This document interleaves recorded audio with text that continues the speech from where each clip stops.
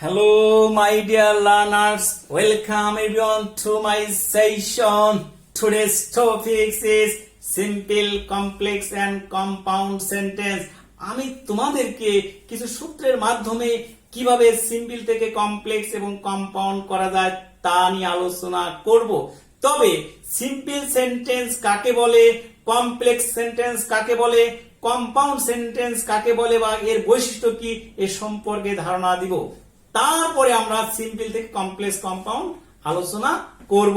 Simple sentence, there is one subject, one finite verb, no conjunction, that is called simple sentence. যেমন দেখো, I read to pass। কি বলছিলাম? একটি subject, একটি finite verb, that is simple sentence, no conjunction। দেখো এই বাক্যের মধ্যে একটা সাবজেক্ট আছে, একটা ফাইনাইট ভার্ব, কোনো কনজাংশন নেই, তাহলে বাক্যটি সিম্পল সেন্টেন্স। কমপ্লেক্স সেন্টেন্সের ক্যারেক্টারিস্টিক্স কি, বৈশিষ্ট্যগুলো কি? Two subjects, two finite verbs, one subordinating conjunction. আমি আবার বলছি, two subjects, two finite verbs, one subordinating conjunction, that is called complex sentence. যেমন I read so that I may pass। I read so that I may pass। এখানে ক্যানের ব্যবহার হতে পারত, তবে learners মনে রাখতে হবে কোথায় ক্যান বসে আর কোথায় মে বসে। পসিবিলিটি বোঝানোর ক্ষেত্রে মের ব্যবহার করতে হয়, আর অ্যাবিলিটি প্রকাশের ক্ষেত্রে ক্যানের ব্যবহার করতে হয়। তাহলে এই বাক্যের মধ্যে পসিবিলিটি বোঝানো হচ্ছে, তাই এখানে ক্যানের ব্যবহার, মের ব্যবহার করতে হবে, ক্যানের ব্যবহার না করাই ভালো। এরপরে বলছিলাম compound sentence, two subjects, two finite verbs, one coordinating conjunction. তাহলে she is poor but she is honest। তাহলে দেখো, এটা একটা সাবজেক্ট, একটা ফাইনাইট ভার্ব, আর বারটা হলো কোঅর্ডিনেটিং কনজাংশন। তাহলে উপরের বাক্যটি কম্পাউন্ড সেন্টেন্স। এখন আমি তোমাদের দেখাবো কিভাবে কমপ্লেক্স থেকে সিম্পল বা সিম্পল থেকে কমপ্লেক্স করা যায়, তার কয়েকটি সূত্র। সিম্পল সেন্টেন্সের মধ্যে যদি টু এর ব্যবহার থাকে, এই বাক্যটি আমরা যখন কমপ্লেক্স করব সেই ক্ষেত্রে এই টু এর জায়গায় সোর ব্যবহার হবে, আর এই টু এর জায়গায় দ্যাট এর ব্যবহার করতে হবে। এটা হলো সূত্র। এরপরে যে কাজটা করতে হবে, এই দ্যাট এর পরে নতুন করে একটি সাবজেক্ট লিখতে হবে।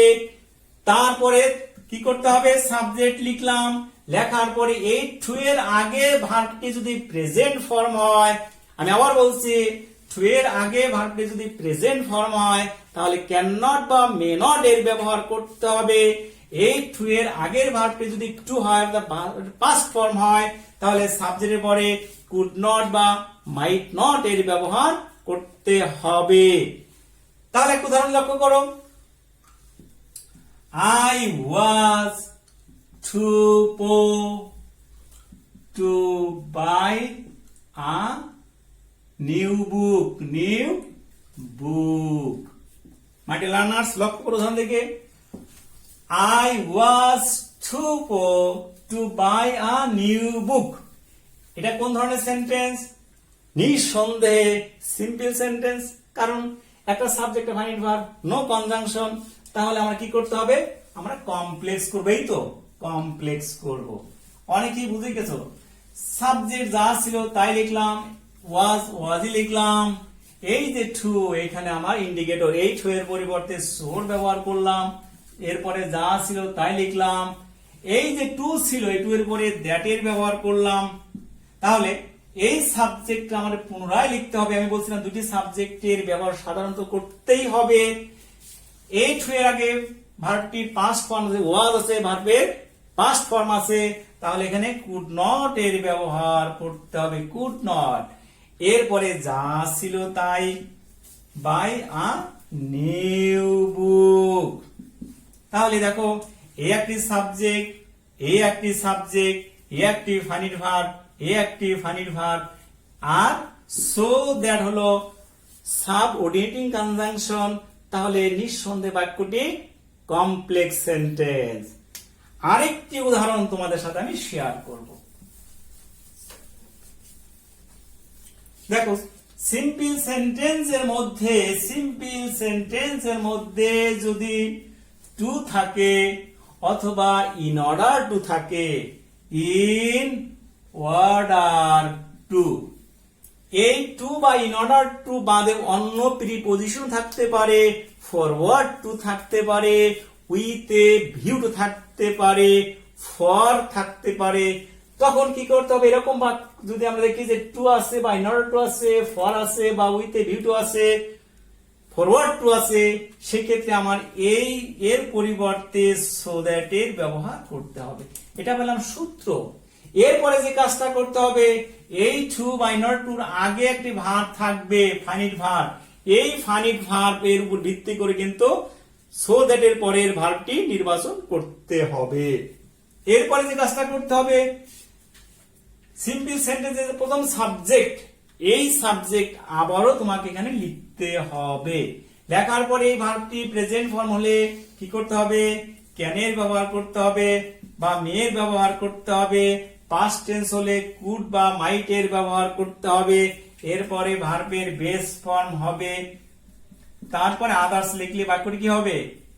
নিঃসন্দেহে কমপ্লেক্স হতে বাধ্য। লক্ষ্য করো, she studied to pass in the exam বা to pass। এখানে আমরা কি করতে পারতাম? উইথ এ ভিউ লিখতে পারতাম, ফরওয়ার্ড টু পাসিং লিখতে পারতাম, ফর পাসিং লিখতে পারতাম। তাহলে এইরকম বাক্যকে যখন আমরা কমপ্লেক্স করব, তাহলে কি করতে হবে? এই সাবজেক্ট আমরা লিখলাম, স্টাডিড আমরা লিখলাম। স্টাডিড কি ভার্বের ফার্স্ট ফর্ম বা পাস্ট ইনডিফিনিট টেন্স। এই যে টু ছিল, এটা টুর পরিবর্তে আমরা দ্যাট এর ব্যবহার করলাম। এই সাবজেক্ট আমার পুনরায় এখানে লিখতে হবে। মাই ডিয়ার লার্নার্স, যে কাজটা এখানে করতে হবে তা হচ্ছে, এই ভার্বটি যদি পাস্ট ফর্ম হয়, সাবজেক্টের পরে কুডের ব্যবহার করতে হবে। এই ভার্বটি যদি প্রেজেন্ট ফর্ম হয়, সাবজেক্ট পরে ক্যানের ব্যবহার করতে হবে। নিঃসন্দেহে এখানে কুড হবে। এরপর যা ছিল তাই পাস। ক্লিয়ার? নেক্সট আরেকটি সূত্র তোমাদের সাথে আমি শেয়ার করব। সিম্পল সেন্টেন্সের মধ্যে যদি in spite of plus PC মানে positive case plus verb being মানে ভার্বের সঙ্গে আইএনজি যোগ প্লাস আদার্স, এবং অপর একটি বাক্য,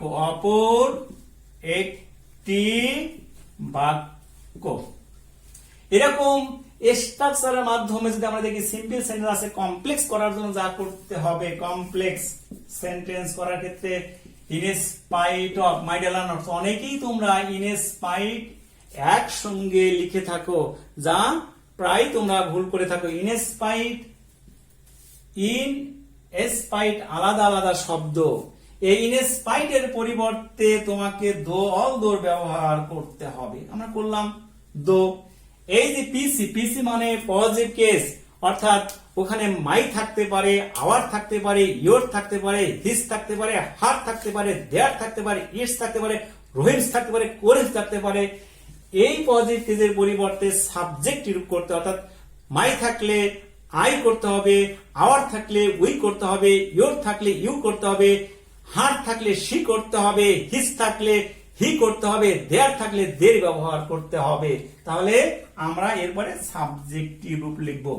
লেখার পরে এই দেখো এখানে ভার্বিং ছিল, আইন যুক্ত ফর্ম, এটাকে ফাইনিট ভার্বে রূপান্তরিত করতে হবে, অর্থাৎ ফাইনিট ভার্ব আমরা লিখবো। লেখার পরে আদার্স যা ছিল তাই লিখবো। লেখার পরে অপর বাক্যটি যে অবস্থায় ছিল আমরা এখানে লিখে দেব। লিখে দিয়ে বাক্যটি কি হবে? নিঃসন্দেহে কমপ্লেক্স সেটে রূপান্তরিত হবে। তাহলে আমি যদি এক উদাহরণ দেই, in spite of her being ill, she went there.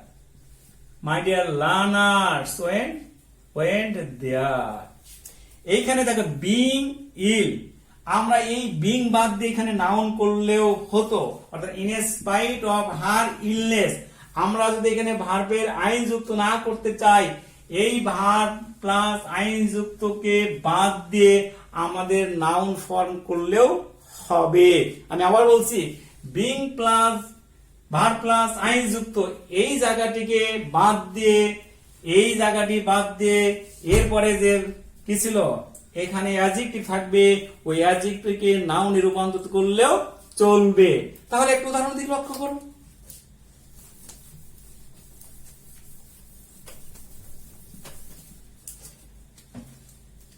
In spite of her illness, অথবা কি বলছিলাম, her being ill, she went there. অনেকেই করে ফেলছো অলরেডি, কমপ্লেক্স, এই তো। তাহলে দো লিখলাম আমরা, দো এখানে হার্ট ছিল, তাহলে সি লিখলাম। লেখার পরে এখানে ইলনেস ছিল, তাহলে সাবজেক্টের পরে অবশ্যই একটা ভার্ব লিখতে হবে, যেটা এটাকে ভার্বের পাস্ট ফর্ম, এখানে ভার্বের পাস্ট ফর্ম হবে। মাই ডিয়ার লার্নার্স, দেখো এখানে বিং আছে, তাহলে এখানে ওয়াজ বা ওয়্যার ব্যবহার করতে হবে। আর যদি এখানে হ্যাভিং থাকে, এখানে হ্যাডের ব্যবহার করতে হবে। যদি অ্যাকশন ভার্ব থাকে, going, moving, dancing, writing, eating, এরকম থাকলে ভার্বের পাস্ট ফর্ম বা প্রেজেন্ট ফর্ম লিখতে, অর্থাৎ ফাইনিট ভার্বে রূপান্তরিত করতে হবে। কি বলছিলাম, যদি এখানে বিং থাকে, এখানে এম ইজ আর বা ওয়াজ ওয়ার ব্যবহার করতে হবে। যদি প্রেজেন্ট টেন্স হয়, তাহলে এম ইজ এর ব্যবহার করতে হবে। পাস্ট টেন্স হলে ওয়াজ ওয়ার এর ব্যবহার করতে হবে। তাহলে কি পেলাম, though she was ill, she went there. My dear learners, please practice at your house, and then we will be expert in simple, complex and compound sentence. Stay home and stay safe. Goodbye.